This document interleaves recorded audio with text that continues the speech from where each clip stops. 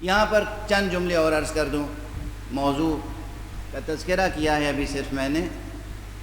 مجھے اندازہ ہے سامنے یہ اتنے مائک لگے ہوئے ہیں، اتنے گویا کیمرے لگے ہوئے ہیں، اور مشرق سے مغرب تک نہ جانے کتنے ملکوں میں لوگ ان گفتگوؤں کو سماعت فرما رہے ہیں. تو دست ادب جوڑ کے چند گزارشات ہیں. دیکھیے،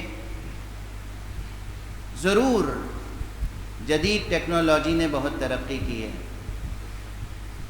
اور جو آج کل وسائل ہیں، بہت سے لوگ گھر بیٹھے مجلسیں سن سکتے ہیں، مگر ایسا کیجیے نہیں.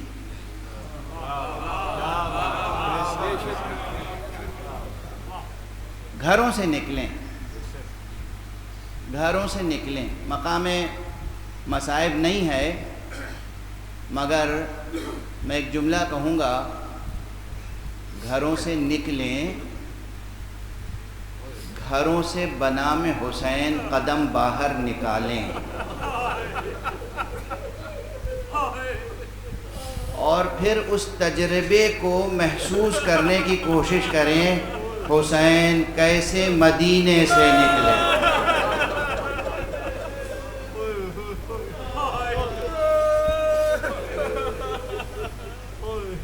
دست ادب جوڑ کے. یہ عزائے حسینی صرف سننے سنانے کی چیز نہیں ہے، تجربے سے گزریں.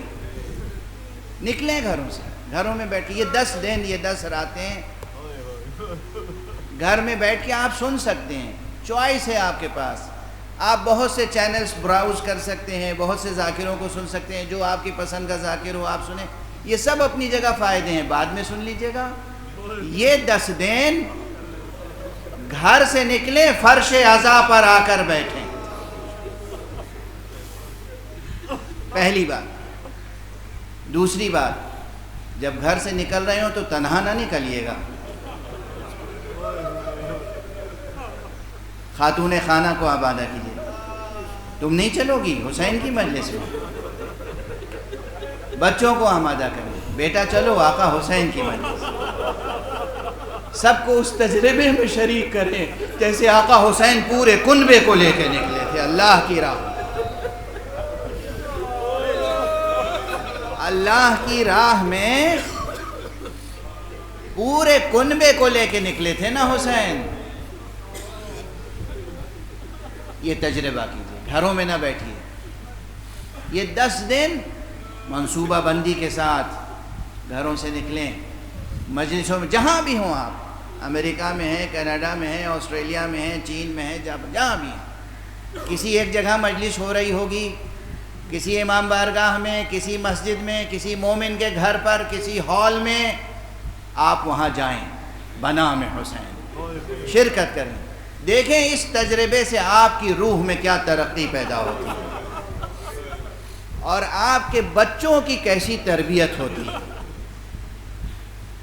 اس عزاداری کی برکتیں، اس عزاداری کے ثمرات، اس کے فیوز، اس کے برکات آپ کو اندازہ نہیں ہے. تجربہ کریں. یہ پہلی چیز. اور دوسری چیز، ہاں جب آپ گھر سے نکلیں گے اور فرش عزا پہ آئیں گے تو یقیناً پھر یہ کہنے کی ضرورت نہیں ہے، لیکن التفات توجہ سے سنیں، رسماً نہ سنیں، رسماً نہ سنیں، سرسری انداز میں نہ سنیں. پورے وجود سے ہمتن گوش ہو کر سنیں ذکر حسین. دل کے کان بھی کھلے ہوئے ہوں، دل سے سنیں ذکر حسین. گریہ کریں تو آنکھوں میں آنسو تو آئیں گے ہی، دل میں محسوس کریں اس غم کو، اس الم کو، اس کرب کو.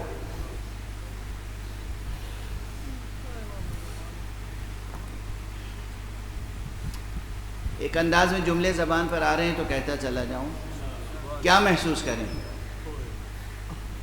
آپ میں بہت سے بزرگ یہاں بیٹھے ہیں.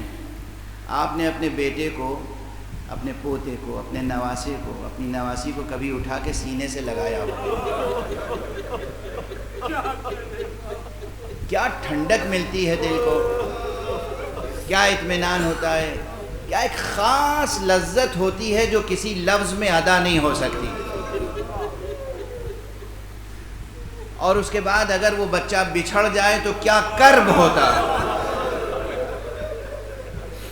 بس سوچئے گا کہ رسول اللہ حسین کو کیسے سینے سے لگاتے تھے، اور جب حسین جدا ہوئے ہیں رسول سے تو رسول پہ کیا قیامت گزری۔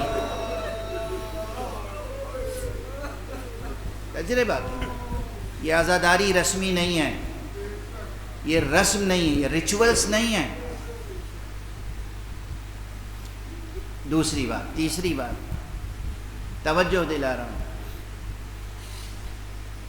محرم ہے، محرم میں سیاہ لباس پہنے، مرد بھی خواتین بھی، مگر یہ لباس سوگواری کا لباس ہے، فیشن کا لباس نہیں ہے،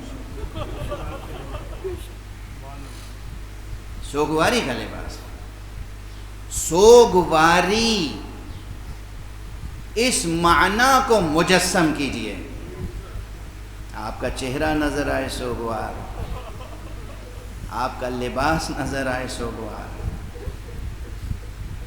دیکھ کے انسان سمجھے کہ اسے کوئی صدمہ ہے،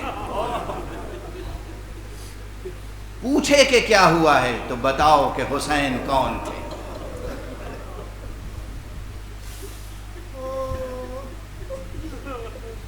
مجلسوں کے تبرک کا اہتمام کریں، خاص طور سے یہ 10 دن ضرور اہتمام کریں، مگر بس تبرک کی حد تک، اس میں بھی سوگواری کی شان ہو۔ محرم کو فیسٹیول نہ بننے دیجیے، محرم کو فیسٹیول نہ بننے دیجیے۔ تبرک کے نام پر لذیذ ترین غذائیں، یہ 10 دن، یہ 11 دن، اس سے پرہیز کیجیے گا۔ تبرک تقسیم ضرور کیجیے۔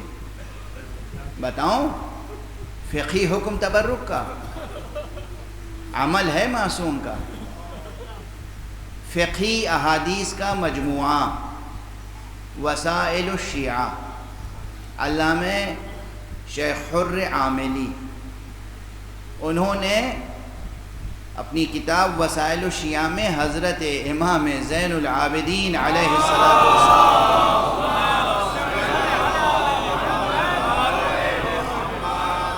کا عمل لکھا ہے۔ عمل، آپ کا عمل یہ تھا کہ کربلا کے بعد سے جب اسیران اہل بیت مدینے آئے تھے تو پھر بنو ہاشم میں بطور خاص برابر مجلسیں ہی منعقد ہوتی تھیں۔ آقا حسین کے لیے فرش عزا بچھتا تھا، صف عزا روشن ہوتی تھی، شمع عزا فروزہ رہتی تھی، سب مجلس میں مشغول ہوتے تھے، اور جہاں جس وقت مجلس منعقد ہوتی تھی جناب امام سید سجاد اپنی طرف سے کھانا تیار کرا کے وہاں تبرک کے طور پہ تقسیم کراتے تھے۔ کس کا عمل ہے؟ امام سجاد۔ کھانا تقسیم کریں، تبرک تقسیم کریں، سادگی کے ساتھ، غم اور حزن کا لحاظ رکھتے ہوئے۔ یہ چند چیزیں تھیں جس کی طرف میں توجہ دلانا چاہ رہا تھا۔ نکلیں گھروں سے، تنہا نہ نکلیں، بچوں کے ساتھ نکلیں، خاتون خانہ کے ساتھ نکلیں، اور پھر دیکھیں کہ آقا حسین کی مجلسوں میں شرکت کے بعد کیا روحانی تبرک ملتا ہے، کیا معنویت حاصل ہوتی ہے۔ دنیا کے کسی اسکول میں، کسی یونیورسٹی میں آپ کو یہ احساس نہیں ہوگا پورے وجود کے ساتھ کہ آپ کے وجود کی معنویت کیا ہے، الا مجلس حسین۔ یہ مجلسیں بتاتی ہیں کہ آپ کی معنویت کیا ہے، آپ کی خلقت کا ہدف کیا ہے، مقصد کیا ہے۔ یہاں جو علوم حاصل ہوتے ہیں وہ کہیں نہیں حاصل ہوں گے۔ اب میں اپنا پرانا جملہ دہرا دوں کہ یہ وہ مدرسے ہیں کہ جہاں بات قرآن ہی سے شروع ہوتی ہے اور قرآن ہی پہ ختم ہوتی ہے۔